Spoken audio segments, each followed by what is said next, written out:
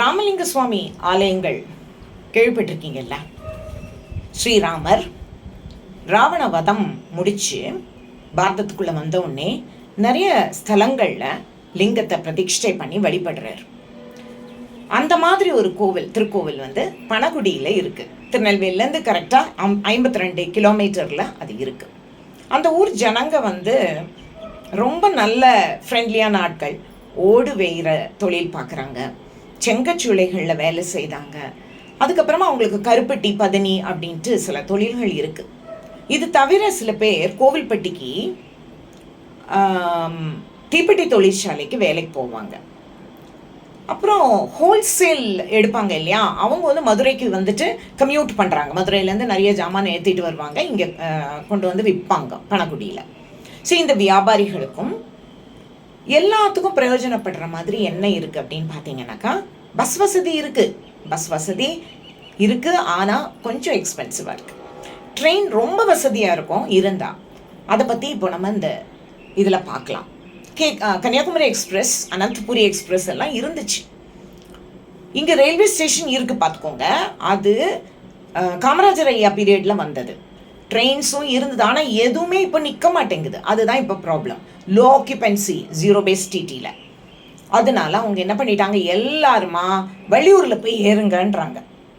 Valliyur bus stand டெவலப்மெண்ட்டுன்னு ஊருக்கு வெளியே வந்துடுது. அப்போ இப்போது வள்ளியூருக்கு பனகுடியிலேருந்து ஒருத்தங்க பஸ்ஸில் போகிறாங்கன்னு வச்சுக்கோங்க. அங்கே போய் இறங்கினோடனே ரயில்வே ஸ்டேஷனுக்கு போகணுமா இல்லையா? அந்த ரயில்வே ஸ்டேஷன் கிட்டத்தட்ட 2.5 கிலோமீட்டர், 200 rupees கேட்குறான் ஆட்டோக்கு. அங்கே பஸ் வசதி இல்லை, மினி பஸ் வசதியும் இல்லை. எல்லாராலையும் அந்த மாதிரி 200 ரூபாய் கொடுத்து போக முடியுமா? கஷ்டமாக இருக்குல்ல.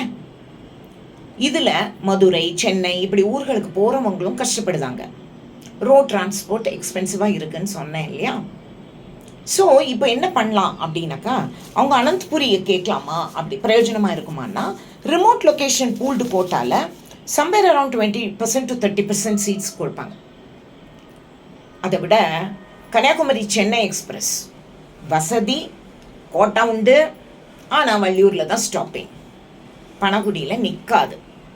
இப்போ என்ன பண்ணலாம் அப்படின்னு பார்த்தீங்கன்னா, ஜனங்க எப்போவுமே மதுரை, நெல்லை, கோவில்பட்டி அப்படின்னு போகிறவங்க எல்லாருமே அந்தியோதயா கேட்குறாங்க. அது ரொம்ப நியாயமான, அந்தியோதயா ட்ரெயின் நியாயமான கோரிக்கை.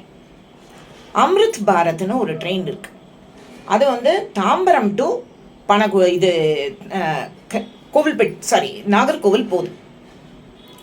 10 கோச் இருக்குன்னு வச்சுக்கோங்களேன், ரிசர்வ்டா. another 10 அன்ரிசர்வ்டாக இருக்குது. So anywhere between 50 to 100 per week அவங்க ஈஸியாக ட்ராவல் பண்ணலாம். நியாயமான கோரிக்கையாகவும் நமக்கு தெரியுது.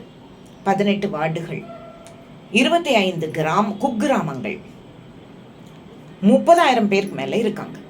பனகுடி தேர்வு நிலை பேரூராட்சி. இந்த அவங்களோட கோரிக்கை நிறைவேறணும்னு நான் வேண்டிக்கிறேன்.